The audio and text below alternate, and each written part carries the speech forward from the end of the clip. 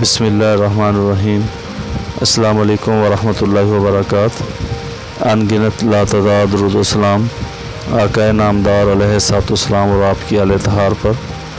میں ہوں the message T V سے خالد بخاری۔ ناظرین اور سامعین کے لیے ایک واقعہ۔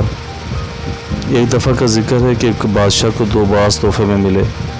اس نے اتنے خوبصورت پرندے کبھی نہیں دیکھے تھے۔ بادشاہ نے دونوں پرندے اپنے ملازم کو دے دیے کہ وہ ان کی تربیت کرے۔ ایک دن ملازم نے بادشاہ کو بتایا کہ ایک پرندہ اونچی اڑان اڑ رہا ہے اور دوسرا جس دن سے آیا ہے اپنی شاخ سے نہیں اڑ پا رہا۔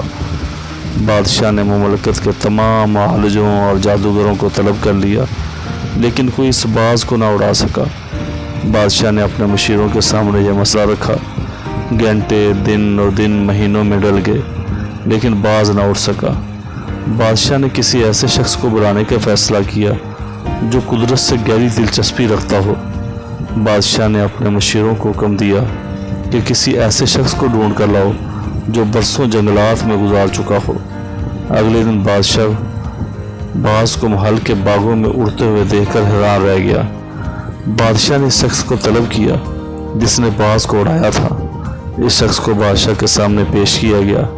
بادشاہ نے پوچھا، تم نے باز کو کیسے اڑایا؟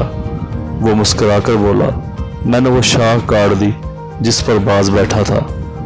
آگے بڑھنے کے موقع بہت ہوتے ہیں، لیکن ہم آگے بڑھنے کی کوشش نہیں کرتے۔